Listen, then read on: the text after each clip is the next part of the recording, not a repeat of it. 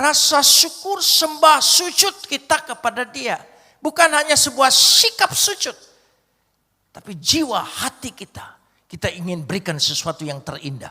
Saudara memiliki suara yang terindah, bersuara. Keindahan suaramu terdengar. Jangan bergumam. Jangan komat kamit. Engkau jampi-jampi atau menyembah Tuhan. Baru ibadah kita. Sungguh-sungguh suara Tuhan hadir. Kita rindu itu.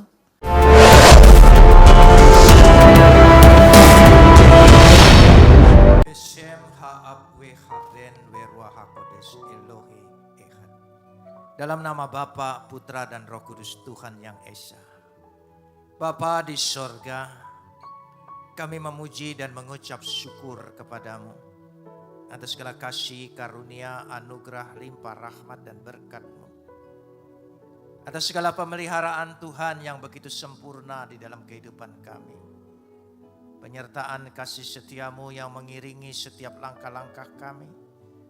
Perlindungan-Mu yang senantiasa menaungi kehidupan kami.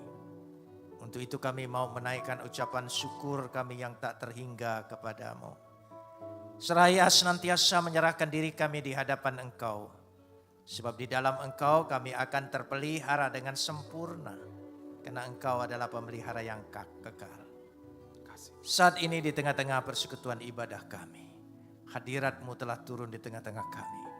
Kami ingin meneduhkan hati kami, menundukkan pikiran kami kepada otoritas kedaulatan firman-Mu. Karena firman-Mu itulah yang mengandung segenap kebenaran dan janji-Mu yang akan Kau berikan bagi kami untuk menjadi milik kami. Karena Roh-Mu itu sendiri yang akan mengerjakannya. Terima kasih Bapa, dalam nama Yesus kami mengucap syukur. Amin. Silakan duduk.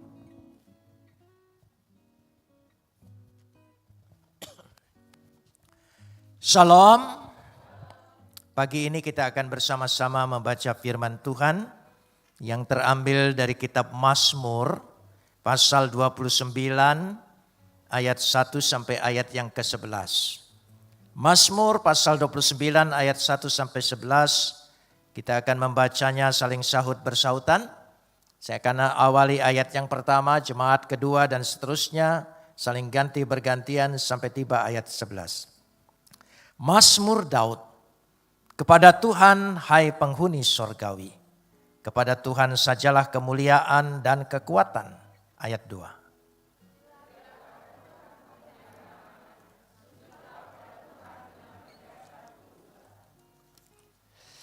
Suara Tuhan di atas air. Tuhan yang mulia menggunturkan. Tuhan di atas air yang besar.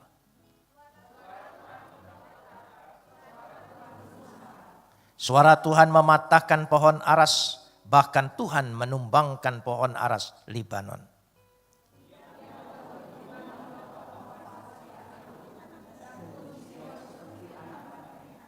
Suara Tuhan menyemburkan nyala api.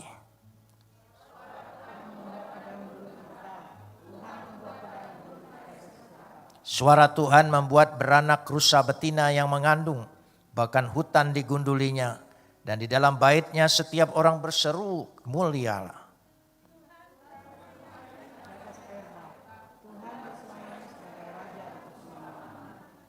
Tuhan kiranya memberikan kekuatan kepada umatnya. Tuhan kiranya memberkati umatnya dengan sejahtera.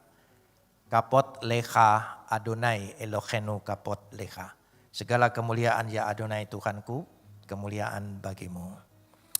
Saudara-saudara yang dikasihi Tuhan, Mazmur pasal 29 ini salah satu yang menjadi dasar formula liturgi ibadah dari perjanjian lama sampai kepada gereja-gereja awal. Kenapa demikian? Karena susunan Mazmur ini yaitu tentang memuliakan Tuhan, memuji Tuhan, lalu mendengar suara Tuhan, lalu berkat Tuhan turun atas kita. Karena itu mendengar suara Tuhan. Saya ingin berbicara bagaimana kita bisa mendengarkan suara Tuhan dalam ibadah. Dalam ibadah ini kita tidak mendengar suara lain. Kita ingin Tuhan hadir, Tuhan berbicara, Tuhan bersuara kepada kita. Amin. Itu ibadah. Itulah kerinduan kita. Sehingga ibadah kita memiliki arti yang sangat besar. Mungkin bisa merubah hidup kita, keadaan kita, apa saja. Kalau suara Tuhan itu hadir di tengah-tengah kita. Karenanya kerinduan ini kita harus membuka pintu gerbang sorga itu. Supaya dari sorga itu suara itu tuh turun kepada kita. Dikatakan di sini pada ayat 1 dan 2. Perhatikan dan simak dengan baik-baik. Kepada Tuhan, hai penghuni sorgawi. Kepada Tuhan sajalah kemuliaan dan kekuatan. Saudara mengerti address yang jelas. Kepada Tuhan, tidak ada yang lain. Jadi kita bersuara di sini, beribadah di sini, kumpul di sini, memuji Dia, menyembah Dia, tidak ada lain kita tujukan kepada Tuhan. Karena addressnya jelas, kepada Tuhan. Jelas di situ dikatakan. Berarti ada suara yang dari bawah ke atas, dari bumi ke sorga. Dan ibadah itu dengan suara itu kita membuka pintu gerbang sorga. Dikatakan di situ yang kedua, kalau addressnya jelas, fokusnya jelas. Ya, kemana kita tujukan segala sesuatu eksistensi kita dalam ibadah ini. Dari doa kita, ya, pujian kita, sembahan kita, dari setiap bunyi irama musik semua di sini. Tidak ada lagi kita tujukan kepada siapa. Hanya kepada Tuhan. Coba fokus seperti ini. Kalau itu semua kita kerahkan. Dan kalau kepada Tuhan, yang kedua. Kita lihat ayat yang kedua. Ini ya, dikatakan. Ya, tidak susah. Bahasa Indonesia dimengerti oleh kita. Tadi jelas addressnya kepada Tuhan. Itu satu sikap. Yang kedua. Coba kita baca ayat yang kedua. Ayat yang kedua, pelan-pelan bacanya ya, jangan tergesa-gesa. Supaya ada kesan, ada pesan, ya, ada rema, ada krugma yang masuk ke dalam diri kita. Coba pelan-pelan. Ayat yang kedua, 1, 2, 3. Sampai di situ dulu. Apa? Apa? Saudara tahu memberi?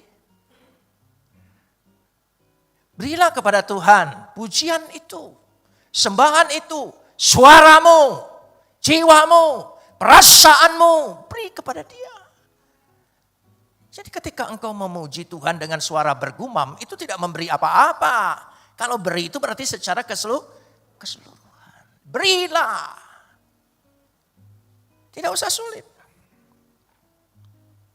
Jelas di sini dikatakan bahwa ada kata yahab, berilah. Saudara tahu memberi? Melepaskan sesuatu dari diri kita kepada. Tadi kan pada ayat pertama addressnya sudah jelas. Saudara memberi kepada siapa? Kepada Tuhan. Berilah. Berilah hidupmu, jiwamu. Ya, beri. Pujilah Dia. Pujilah Dia. Pujian kita itu kita berikan kepada Tuhan. Jadi sungguh-sungguh memuji Dia itu memberi kepada Dia. Bukan sekedar. Baru ibadah kita punya arti. Baru ibadah kita akan mendengar suara Tuhan berkarya dalam kehidupan kita. Amin. Oh, di situ baru. Kalau saudara belum memberi apa-apa. Saudara tahu arti memberi pengemis dengan memberi kepada orang tua, memberi kepada anak. Ada perbedaan? Ada. Pengemis ala kadar. Tapi beri ini tidak bisa ala kadar. Ya. Baik itu persembahan, baik itu apa. Kalau cara memberi, berilah kepada Tuhan. Sepenuhnya beri. Ya. Jadi kalau ini belum dua hal ini kita lakukan. Ayat 3 sampai ayat 9. Apalagi 10 sampai 11. Jangan harap itu menjadi bagianmu. Jangan harap ada karya Tuhan. Ada kuasa Tuhan di tengah-tengah ibadah kita. Hadir dan menunjukkan suaranya itu. Jangan harap.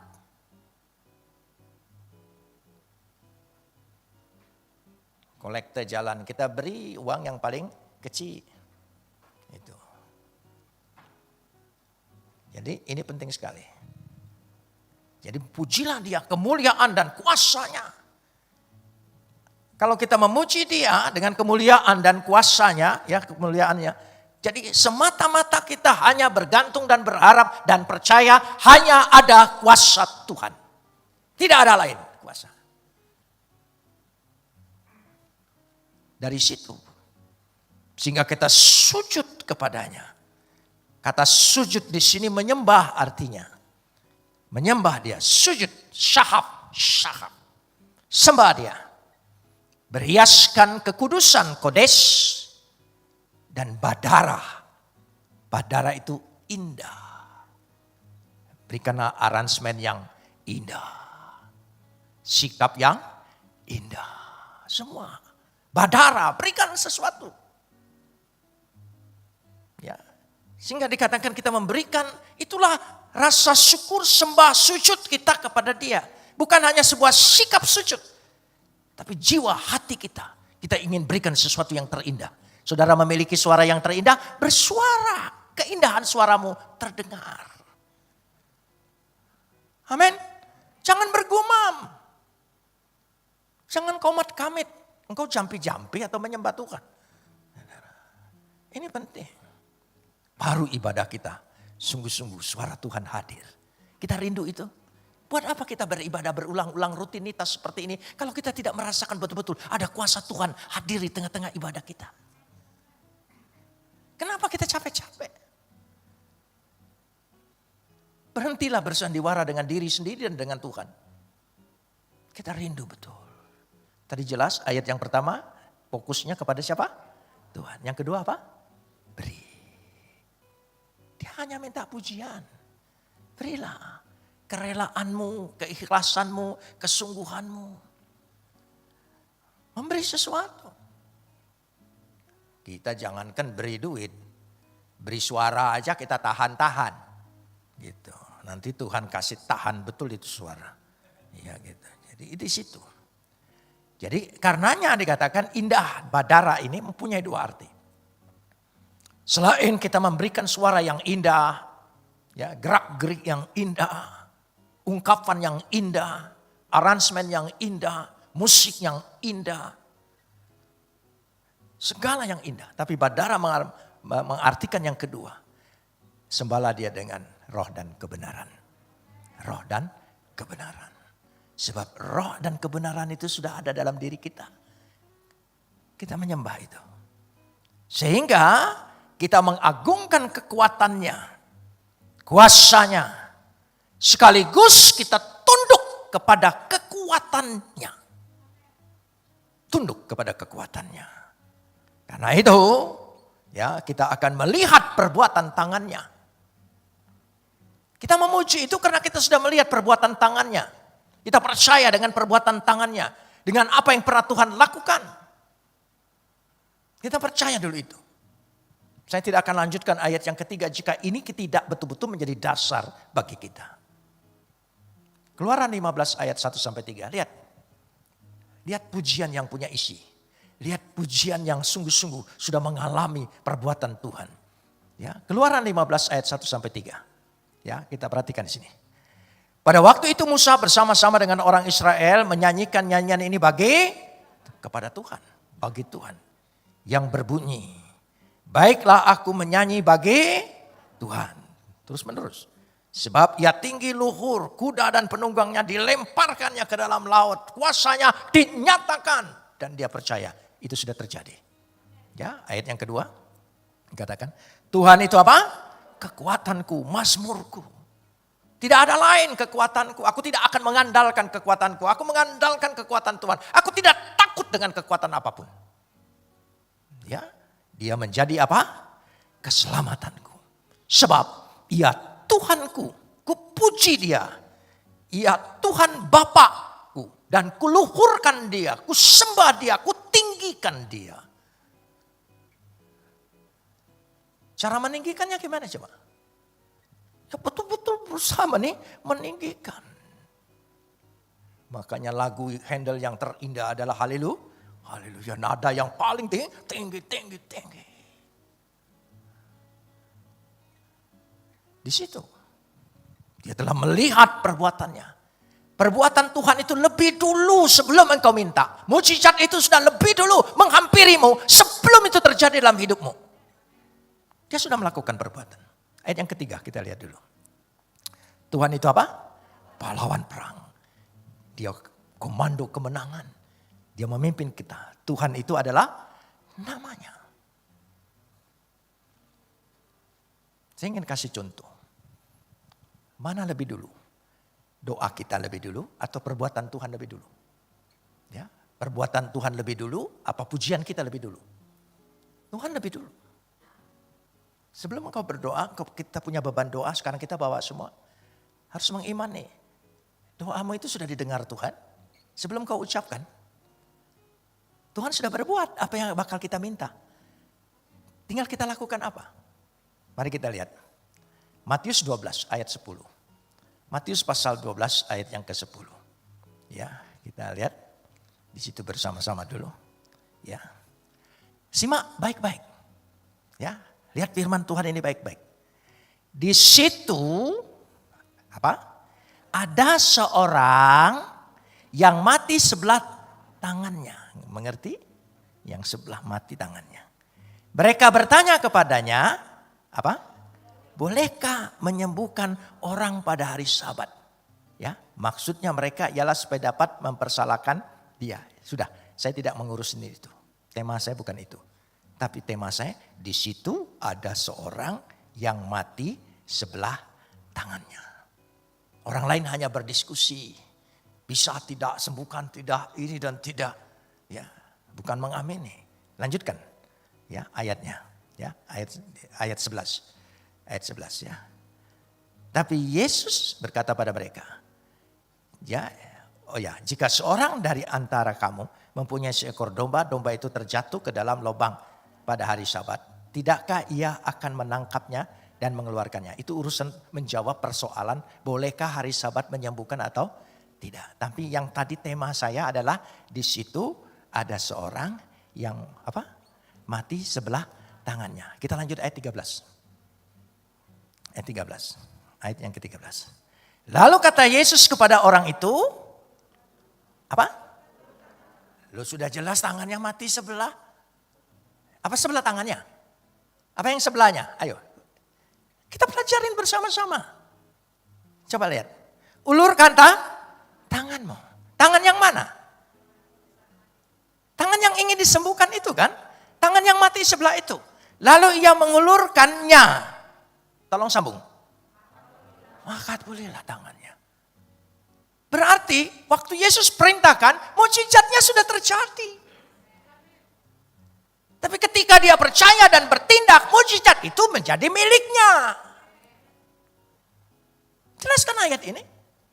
Orang mati sebelah tangannya. Coba tayangkan dulu. Ya, supaya orang tidak lihat saya, lihat ayat.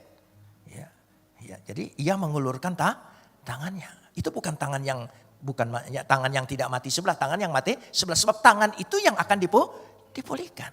Maka pulihlah tangannya itu dan menjadi sehat seperti tangannya yang lain. Mana lebih dulu? Coba. Tangannya mati sebelah, suruh ulurkan.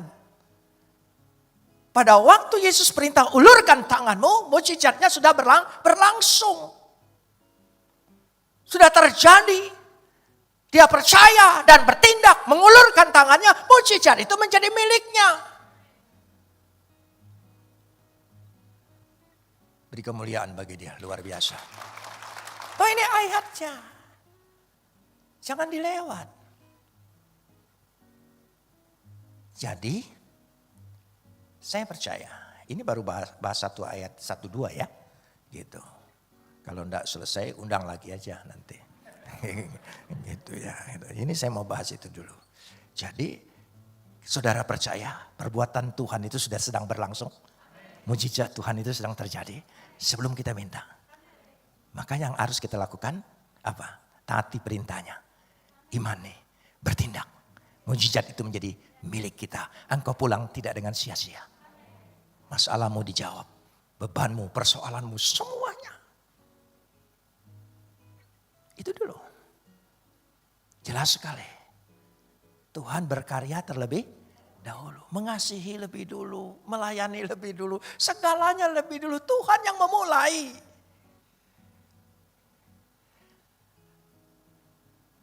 Dahsyatnya dia. Baru kita baca sekarang ini. Kita bahas ya suara Tuhan. Suara Tuhan. Baru Tuhan bersuara. Ada suara Tuhan, ada hadirat Tuhan, ada kuasa Tuhan, ada kehadiran Tuhan di tengah ibadah ini. Kalau dua hal tadi kita imani. Baru dia bersuara.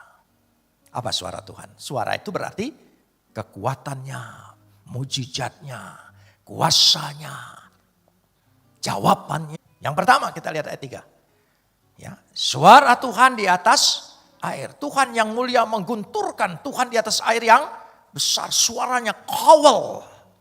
Mayim, Rab Mayim, samudra. Artinya suara Tuhan di sini untuk menunjukkan apa?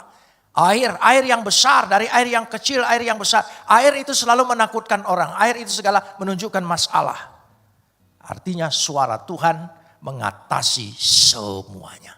Tidak ada yang sebanding dengan dia. Tidak ada yang seimbang dengan dia. Tidak ada yang setara dengan dia. Semua berada di bawah kuasa Tuhan. Suara Tuhan. Masalahmu, penyakitmu, persoalanmu. Semua berada di bawahnya. Semua beradanya. Itu suara Tuhan untuk menunjukkan. Dia mengatasi. Ya, dikatakan di situ. Di atas air. Sebetulnya kata kerja. Mengatasi. Suara Tuhan itu mengatasi segala-galanya. Kita tidak salah alamat datang kepada dia. Karena dia sanggup mengatasi segala-galanya. Itu suara Tuhan. Itu ayat yang ketiga dinyatakan seperti itu. Kita lanjutkan. Saudara ingin suara Tuhan hadir di sini? Dia akan mengatasi segalanya. Jangan lupa ayat 1 dan 2 ya. Ya gitu. Bersikaplah dalam ibadah itu kepada Tuhan. Ya. Memujilah hanya untuk kepada Tuhan. Musik juga kerahkan semua untuk kepada Tuhan. Kalau ada orang merasa diberkati, itu akibat lain. Akibat sampingan, bonus itu. Saudara. Tapi kerahkanlah, ini aku mengaransemen ini buat Tuhan. Oh dahsyat saudara. Dari semua kita ini aktivitas ibadah kita menggegerkan. Karena suara Tuhan ada di tengah-tengah ibadah kita. Ya, dikatakan itu. Ya, kita lanjutkan di sini suara Tuhan tadi. Ya, kita lihat bersama-sama. Ya, saya ingin mengajak kita melihat suara Tuhan. Ayat yang keempat. Ya, ayat yang keempat. Apa? Suara Tuhan apa? Penuh kekuatan. Suara Tuhan penuh semarak kekuatan. Koah. Hadar, kemenangan, suara Tuhan itu full. Enggak setengah-setengah suara Tuhan hadir di tengah-tengah kita. Penuh kekuatan dan penuh kemenangan akan memberikan dan diberikan kepada kita. Luar biasa. Artinya apa? Suara Tuhan penuh kekuatan. Suara Tuhan penuh semarak. Koah, kekuatan. Tapi kata koah ini sebetulnya menggandeng kata begini.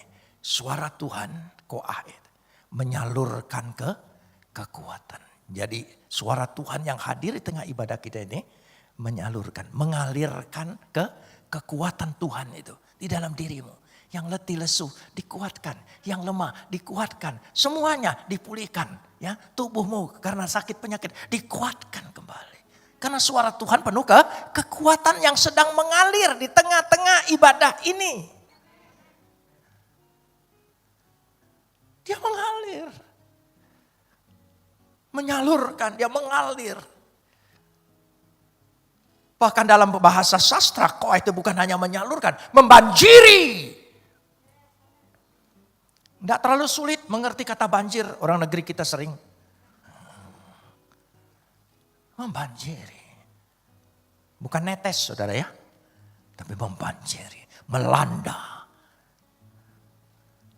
Itu dalam ibadah. Kalau betul-betul buat Tuhan hadir. Ya, ayat yang kelima. Ayat yang kelima. Coba kita baca ayat yang kelima. Suara Tuhan apa? Mematahkan pohon aras. Bahkan Tuhan menumbangkan pohon aras Libanon yang begitu terkenal kekuatannya. Berarti suara Tuhan sabar. Sabar bahasa kita beda dengan bahasa Ibrani. Sabar, bahasa kita sabar ini, sabar mematahkan. Mematahkan, merobohkan. Begitu hadir.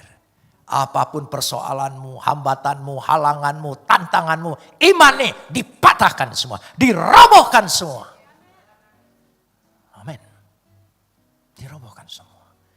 Sehingga ibadah kita itu begitu artinya. Karena kita menyembah Tuhan yang hidup. Bukan Tuhan konsep, bukan Tuhan ideologi, bukan Tuhan patung. Tuhan yang hidup. Kuasanya nyata, mengalir hidup. Bukan soal sekedar konsep Tuhan ini itu. Ya, karena itu tidak penting bagi saya persoalan konsep agama. Yang penting aku percaya Tuhanku hidup. Mau diejek orang mati ini dan itu kan bangkit kembali dan hidup. Dan akan datang kembali. Yang lain enggak. Dan akan datang kembali. Nah itu imannya. Dikatakan. Ya sabar mematahkan. Benteng Jericho roboh. Coba imannya. Ya, apa saja yang kan sekarang menjadi hambatan hidupmu, karirmu, usahamu, rezekimu, roboh. Gampang hafal bahasanya, sabar. Ya, saya ilustrasikan, saya plesetkan bukan dari Alkitab. Orang sabar itu memang merobohkan segala-galanya. Amin saudara ya, sabar. Tapi bukan arti itu tambahan Yusuf Roni. Supaya saudara tahu mana tambahan, mana yang asli gitu saudara.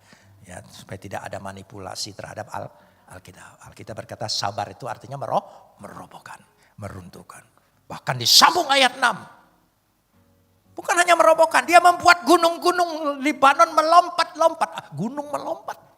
Gunung yang kokoh itu goncang. Ya, seperti anak lembu. Gunung Sirion seperti anak banteng. Ya, tidak kokoh lagi. Tidak ada yang sanggup menahan suara Tuhan jika dia hadir dan bersuara di tengah-tengah ibadah kita. Sehingga benar-benar kita pulang penuh kelepasan. Kemenangan. Amin. Tidak terbelenggu lagi. Tidak ada belenggu apapun. Semua sudah dipatahkan oleh dia. Ya, dikatakan. Gunung-gunung melompat-lompat. Ragat sebetulnya. Ragat. Goyang. Goyang. Roboh tadi. Goyang. Tidak ada yang bisa bertahan. Masalahmu, kesulitanmu, persoalanmu enggak bertahan. Kalau engkau datang ibadah kepada dia, dia tidak akan bertahan. Dia pergi. Setan yang mengganggu pun kocar kacir. Ya, dia lari. Enggak ada setan lagi. Ya, yang ada kuasa Tuhan. Kita lihat sekarang ini. Masih kita lihat. Ya. Ayat yang ke-7. Apalagi? Suara Tuhan apa? Menyemburkan api. Kata api es dengan kata menyemburkan, ya, menyala, lehabab, hasyab menyembur, ya, lehabab nyala, es api, memiliki dua arti. Yang pertama, dia menghanguskan semuanya,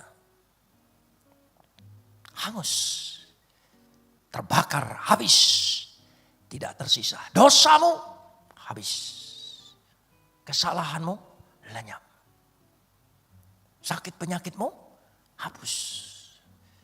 Arti yang kedua karena memakai kata lehabab menyembur. Arti yang kedua adalah mengurapi kita dengan roh Tuhan. Jadi setiap hadir ibadah, urapan Tuhan sudah mengalir pada setiap kehidupan kita. Dia membaharui semangat kita, membaharui pelayanan kita, membaharui akal budi kita, jiwa kita. Sehingga kita sungguh-sungguh mengalaminya di situ. Amin. Ya, itu dikatakan. Saudara percaya sudah terjadi urapan? Ya, urapan. Sudah terjadi. Di situ letaknya. Ayat yang ke-8. Ayat yang ke-8. Apalagi?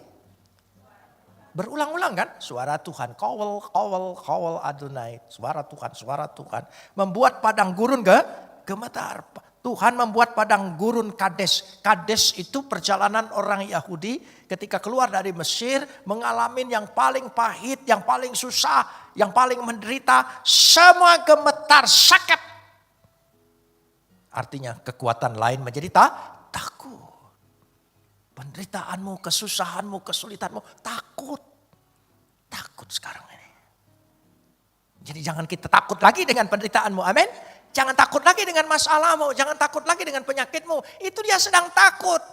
Karena engkau takut, dia nakut-nakuti lagi gitu.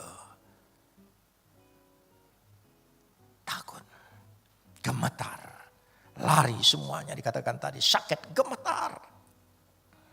Ya. Kekuatan lain semua takut. Setan takut, guna-guna nggak berguna. Santet segala sesuatu nggak mempan itu. Balik lagi ke orangnya. Saudara, ya seperti itu. Ya, suara Tuhan. Ayat 9 masih bicara suara Tuhan. Nampaknya selesai, jadi tidak perlu diundang. Gitu ya. Suara Tuhan membuat apa? Beranak rusa betina mengandung bahkan hutan digundulinya. Ya, di dalam baitnya setiap orang berseru, mulialah dia. Ini karena yang menerjemahkan orang kita, kalau hormat itu tentara hormat itu ya. Tapi mulialah dia. Saya katakan tadi. Tapi dikatakan karena ada suara Tuhan membuat ayalah. Beranak. Ayalah artinya berbuah. Panen. Amin. Ibadah ini ada panen bagi hidupmu, rezekimu, usahamu, pekerjaanmu. Panen. Amin. Ayalah. Beranak. Mengandung gak beranak kan susah. Beranak. Berarti keluar anak. Mengandung itu susah loh. Ya susah lah. Semua yang mengandung susah. Bertaruh dengan nyawa. Meskipun teknologi kedokteran secanggih apapun. Seorang ibu melahirkan. Dia mempertaruhkan nyawanya. Mau sesar, mau kaisar, mau pasar. Semuanya. Karena itu anak-anak jangan lupa hutang budi dengan ya ibunya dulu baru bapaknya. Alkitab mengajarkan begitu. Hormatilah ibumu dan bapakmu. Tidak pernah hormatilah bapakmu dan ibumu. Tidak. Jangan dibalik ayatnya saudara ya. Nah, seperti itu. Karena bapak tidak pernah hamil. Ya, dia hanya menghamili. Itu masalahnya ya. Suara Tuhan buat beranak, berbuah, panen, kol. Semuanya. Ya. Sehingga orang berseru amar berkata, haikal, pujilah Tuhan. Sehingga orang semuanya melihat bahwa dia panen, diberkati dalam hidupnya. Semua berkata, haleluya, puji Tuhan. Amin saudara. Melihat perbuatan Tuhan ya nyata. Kita rindu ibadah kita seperti itu. Amin. Ya. Tolong perbaiki sikap kita di ayat 1 dan ayat 2. Koreksi sendiri pribadi. Ya, renungkan sendiri. Kalau semua kompak seperti itu, saya percaya. Kita mulai minggu besok ya. Amin saudara. Ya, WL Jong minggu besok saudara. Amin. Saudara, luar biasa suara Tuhan dinyatakan. Amin. Sekarang juga dinyatakan. Ya, tapi start gitu. Besok itu dalam arti beri betul-betul. Beri pujianmu, beri segalanya. Amin. Ya, dahsyat. Gitu. Jadi kita percaya suara Tuhan membuat kita menuai. Saudara percaya menuai? Loh, ini musim apa? Penuaian. Penuaian terjadi. Akhirnya inilah doksologi. Akhir dari ibadah dalam sebuah liturgi. Dari Yahudi sampai gereja-gereja awal. Semuanya mengakhiri ibadah dengan doksologi. Memuji Tuhan. Apa memuji Tuhan? Menghormati kuasa Tuhan. Ayat yang ke-10. Kita baca. Tuhan bersemayam di atas air bah. Air bah ini artinya air yang besar. Gitu. Itu memang suku yang suka berkata bah itu besar-besar. Gitu ya. Tuhan bersemayam sebagai raja untuk selama-lamanya. Itu doksologi. Dia rajaku selama-lamanya tidak berubah. Berkuasa, kekal. Pujilah dia. Akhiri ibadah kita dengan sungguh-sungguh doksologi. Memuji dia. Ya, dikatakan situ. Langsung akhirnya ditutup dengan ayat 11 apa? Berkat. Tuhan senang memberkati. Amin.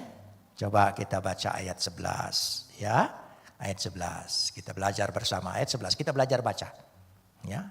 Ya, coba mulai ayat 11. 1 2 3. Tuhan kiranya memberikan kekuatan kepada umat-Nya. Tuhan kiranya memberkati umat-Nya dengan sejahtera.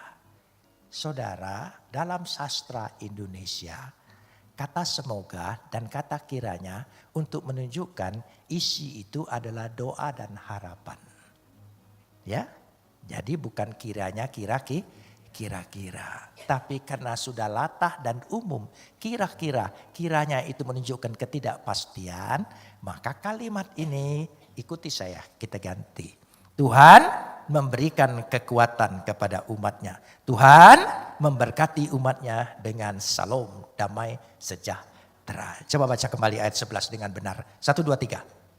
Tuhan